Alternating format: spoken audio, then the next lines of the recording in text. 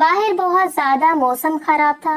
بادل گرج رہے تھے. جیسے ہی بادل گرجتے تھے شیشے کی کھڑکی سے بادلوں کی چمک سے اس کا چہرہ نظر آتا تھا. جب وہ نقاب پوش کمرے میں داخل ہوا ایک ایک قدم چلتا اس کے قریب آ رہا تھا. بے ساختہ ہی اس کے لبوں پہ مسکراہٹ بکھری. اس نے اپنا نقاب اتار کر اس لڑکی کو دیکھا. کھڑکی کے آگے پردے کرنے لگا تھا. کتنا میں نے تمہیں تلاش کیا, آخر آج تم مجھے مل ہی گئی ہو. وہ اس کی بہت زیادہ گھبرا گئی. لائبہ آپی, میں نے تو کچھ بھی نہیں کیا. میں نے تو احسن بھائی کو نہیں بولا تھا. ہاں ویسے پتا نہیں کیا کچھ اس کے بارے میں سوچتی رہی تھی اور شرم سے تمہیں ڈوب پڑنا چاہیے. وہ غصے میں چلاتی ہوئی بولی تو وہ افسوس سے سامنے کھڑی ہوئی لڑکی کو دیکھنے لگی تھی. وہ کمرے سے باہر چلی گئی. تھوڑی دیر بعد ملازمہ اس کے لیے ناشتہ لے کر آ گئی تھی. سکینہ بوا نے جیسے اس کے چہرے پر چھائی ہوئی اداسی دیکھی اور اس کی بدلی ہوئی رنگت دیکھی تو وہ فوراً سمجھ چکی تھی کہ اس کے ساتھ کچھ ہوا ہے. وہ کہنے لگی کیا ہوا ہے. نرمی سے اس سے پوچھا تو وہ نفی میں سر ہلانے لگی. بتاؤ مجھے کیا ہوا ہے, کیا تمہارے ساتھ احسن نے کچھ کیا ہے. وہ محبت سے پوچھنے لگی تو وہ فوراً سے نفی میں سر ہلانے لگی. نہیں, کسی نے کچھ بھی نہیں کیا, لیکن تمہارے چہرے پر چھائے ہوئے یہ رنگ یہ کچھ الگ ہی بیان کر رہے ہیں. بتاؤ مجھے بیٹا کیا ہوا ہے. وہ نرمی سے اس سے پوچھنے لگی تھی. پلیز آپ چلی جائیں, میں اکیلی رہنا چاہتی ہوں. وہ ہچکیوں کے ساتھ روتے ہوئے بولی تھی. ان کے جانے کے بعد وہ بمشکل اٹھی, جا کے اس نے دروازے کو لاک لگایا اور آئینے کے سامنے جا کے کھڑی ہوتی اپنا دوپٹہ اتار کے اپنی گردن پہ بنے ہوئے نشانات کو دیکھنے لگی. نہیں, ایسا نہیں ہو سکتا. آواز آئی تھی. اس نے مڑ کے دیکھا تو سامنے احسن کھڑا ہوا تھا. احسن کی بے ساختہ نگاہیں چھت پہ پڑی ہوئی چارپائی پر گئی تھی جس پر حوریہ لیٹی ہوئی تھی. حوریہ بچے, آپ اتنی رات کو چھت پر کیا کر رہی ہیں. احسن نے نرمی سے اسے پکارا تو وہ نفی میں سر ہلانے لگی. کچھ بھی نہیں ہوا. تم رو رہی تھی کیا. اس کی بھیگی ہوئی آواز دیکھ کے احسن تھوڑا پریشان ہو گیا. حوریہ بچے ادھر آؤ میرے پاس. وہ موبائل کو پاکٹ میں ڈالتا ہوا اس کی طرف آیا تھا. کیا ہوا بچے, وہ محبت سے اس سے پوچھ رہے تھے. کچھ بھی نہیں ہوا احسن بھائی. وہ اپنے آنسوں کو صاف کرتی ہوئی بولی. ادھر آؤ, بتاؤ مجھے. وہ نرمی سے اس سے پوچھ رہا تھا. آہستگی سے اسے اپنے کندھے سے لگا لیا اور سہارا ملتے ہی وہ بہت بری طرح سے رونے لگی تھی. اسے ایک سہارا ہی تو چاہیے تھا. وہ پھوٹ پھوٹ کے رو رہی تھی.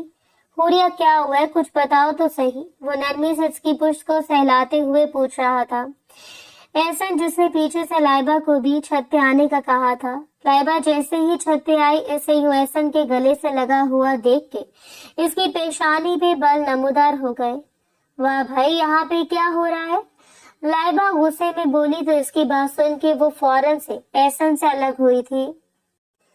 وہ احسن بھائی, وہ گھبرا گئی تھی. کچھ بھی نہیں لائبہ, وہ رو رہی تھی, اس وجہ سے میں نے گلے سے لگا لیا. کیا ہو گیا ہے.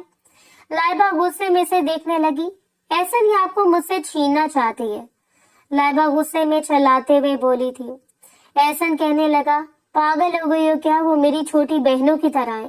چھوٹی بہنوں کی طرح ہے, اور آدھی رات کو پھر چھوٹی بہن کے ساتھ چھت پہ کیا کر رہے تھے. وہ غصے میں چلاتے ہوئے بولی تو لائبہ کی بات سن کے وہ غصے میں تماچا لائبہ کے منہ پر رسید کر چکا تھا. شرم سے تمہیں ڈوب مرنا چاہیے. ایسی گھٹیا سوچ رکھتے ہوئے وہ حیرت سے اسے دیکھنے لگی تھی. اسے بالکل بھی امید نہیں تھی کہ وہ شخص اس پر ہاتھ بھی اٹھا سکتا ہے. تم نے اس لڑکی کی وجہ سے مجھ پر ہاتھ اٹھایا. یہ تمہیں مجھ سے چھیننا چاہتی ہے. تمہیں ذرا شرم نہیں آتی دوسروں کے شوہر پر ڈورے ڈالتے ہوئے. اپنی تمہیں پتہ ہے زندگی کیا ہے, ہمارے ٹکڑوں پر پل رہی ہو. وہ غصے میں چلاتے ہوئے پھر بھی بولی تھی. ایک دم سے احسن نے غصے میں چلاتے ہوئے کہا تو لائبہ سہم گئی تھی, مگر نفرت بھری نگاہوں سے سامنے کھڑی ہوئی حوریہ کو دیکھنے لگی. حوریہ بچے, آپ کمرے میں جاؤ. یہ کہتے ہوئے اسے جانے کا اشارہ کیا. حوریہ جو پہلے بہت زیادہ ڈری ہوئی تھی جلدی سے بھاگنے والے انداز میں نیچے کمرے میں آ گئی. کمرے کا دروازہ بند کرتے ہی دروازے کے ساتھ ٹیک لگاتی بہت شدت سے رونے لگی تھی. یا اللہ, میں کہاں پھنس گئی ہوں. کاش کہ ماما بابا کے ساتھ میں بھی مر جاتی. ساری زندگی میں نے ہمیشہ تکلیفیں ہی برداشت کی ہیں. وہ ہچکیوں کے ساتھ روتے ہوئے بولی تھی. آپ میرا رشتہ اس کے گھر لے جائیں گے. वो अपने चाचू के घर ही है, ये सुन के वो हैरान हुए थे। क्या मतलब? मैंने पता करवाया था, वो वहां पे इस वक्त मौजूद नहीं थी। बाबा जान, वो वहां पे अपने चाचू के घर पे होती है, वो मुस्कुराते हुए बोल रहा था। लेकिन बाबा, मैं सोचता हूँ कि अब मैं इसे याद होऊंगा। वो कहने लगे, जाहिर है याद तो हो गई, इतनी छोटी बच्ची नहीं थी, वो 10 साल की थी। लेकिन बाबा, फिर भी तुम इससे मोहब्बत करते हो? इन्होंने अरसम की आंखों में देखते हुए पूछा और अरसम के लबों पे मुस्कुराहट बिखर गई। वाकई में बाबा जान, आपको लगता है कि मुझे इससे मोहब्बत नहीं होगी? बाबा जान, मैंने इससे मुसलसल कितने सालों से मोहब्बत की है। 10 साल वो मुझसे छोटी है बाबा जान, लेकिन फिर भी इसमें मेरी जान बचती है। पूरे 10 साल बाद मैंने इसे देखा था बाबा जान। आप सोच भी नहीं सकते बाबा जान, मैं कितना खुश हूँ। इसकी आंखों में नमी तैरने लगी थी और वो इसे देखने लगे। बाबा जान, वो बहुत हसीन और खूबसूरत थी बाबा जान, इसके बगैर अब नहीं रहने होता।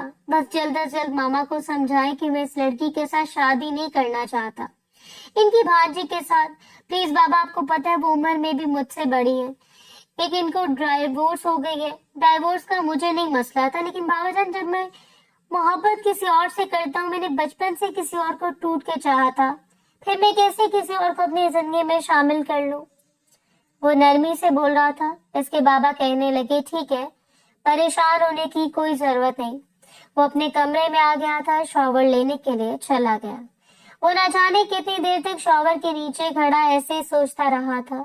इसका मासूम सा चेहरा, इसका सिसकना, इसकी सिसकियां, वो सब कुछ इसके कानों में गूंज रहा था और इसका बस नहीं चल रहा था कि वो एक दफा फिर से इसके पास चला जाए। और अब इसे सब्र करना मुश्किल लग रहा था। इसके बगैर रहना बेइंतहा मुश्किल हो गया। वो जल्दी से शॉवर लेकर हल्का सा ट्राउजर शर्ट डालता हुआ घर से बाहर निकला था। इस वक्त इसका इरादा फिर से इस हवेली में जाने का था। वो हवेली में दाखिल हुआ और यकीनन कोई इस मुल्क के मशहूर सियासतदान को ऐसे किसी घर में दाखिल होता हुआ चोरों की तरह देख लेता तो इसने किसी को मुंह दिखाने के काबिल नहीं रहना था। वो आहिस्तगी से हुरिया के कमरे की तरफ आया। कमरे का दरवाजा खोला तो वो आड़ी तिरछी सो रही थी। ऐसा देखते ही इस शख्स की धड़कनें मुंतशिर हो गई थी। वो कमरे की लाइट ऑफ करता हुआ बिल्कुल इसके करीब आ गया। वो गधे घोड़े बेचकर सो रही थी। आहिस्तगी से इसके ऊपर झुकते हुए इसका चेहरा आ रहा था। इसे कुछ भी समझ नहीं आ रही थी वो क्या करे। वक्त गुजरने लगा था। पिछले 2 दिन से इसकी तबीयत बहुत ज्यादा खराब थी। इसका सर भी बहुत ज्यादा चकरा रहा था, बहुत ज्यादा वॉमिटिंग भी हो रही थी। और जब जब इसकी हालत देखता था, एहसन कहता था, मैं तुम्हें हॉस्पिटल लेकर जाता हूँ, मगर एहसन के साथ हॉस्पिटल भी नहीं जाना चाहती थी। इसके साथ हॉस्पिटल जाने से भी इनकार कर देती थी। वक्त गुजरने लगा। आधी रात का वक्त था। वो कमरे से बाहर आई तो अचानक इसका सर चकराया हुआ था। वो गिर के बेहोश हो गई। जब इसे होश आए तो सामने इसकी चची जान खड़ी हुई थी। मैं तो पहले ही कहती थी ये लड़की जरूर कोई कारनामा सर अंजाम देगी। खाला जान, देखिए इसने क्या किया है। पहले तो मेरे शौहर पर डोरे डाल रही थी, सर पर पाया था। वो कहाँ पर थी इससे बिल्कुल भी मालूम नहीं था, मगर इसकी आंखों में से मुसलसल आंसू बहे जा रहे थे। मैं कहाँ पे हूँ? वो कमरे को चारों तरफ देखने लगी, मगर सामने कोई भी नहीं था।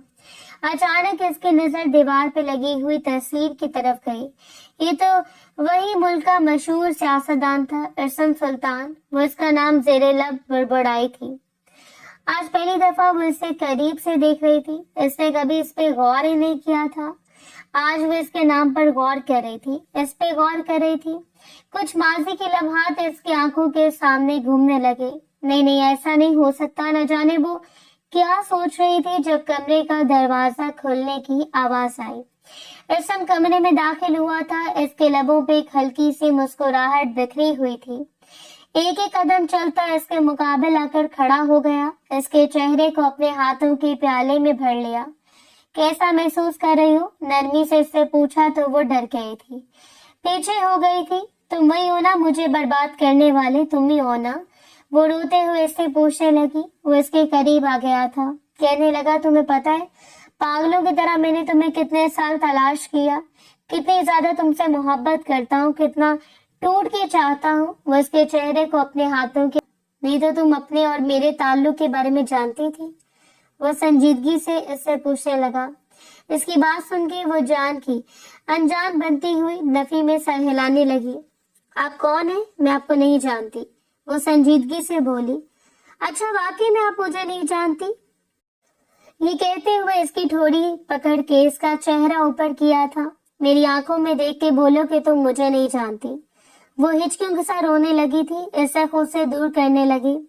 آپ نے مجھے برباد کر دیا ہے؟ بیوی کو کون برباد کرتا ہے؟ وہ نرمی سے اسے پوچھنے لگا تھا۔ وہ مزید شدت سے رونے لگی تھی۔ کیا وہ سب کچھ بھول گئی ہیں؟ آپ نے مجھے دیکھا ہوا تھا، میں آپ کو یاد تھا، تو اس کے باوجود آپ نے کیوں نہیں مجھ سے رابطہ کیا؟ بتائیں مجھے۔ آپ کو پتہ ہے میں پاگلوں کی طرح آپ کو ڈھونڈتا رہا تھا، کتنی محبت کرتا ہوں آپ سے۔ اس کے چہرے کو اپنے ہاتھوں کے پیالے میں بھرتا ہوا محبت سے اس کے ساتھ باتیں کرنے لگا تھا، اور وہ اسے خود سے دور کرنے کی کوشش کرنے لگی۔ مجھے بہت غصہ آتا ہے آپ پہ، آپ دور رہیں مجھ سے، میرے پاس آنے کی کوشش مت کریں۔ آنسو بہے جا رہے تھے۔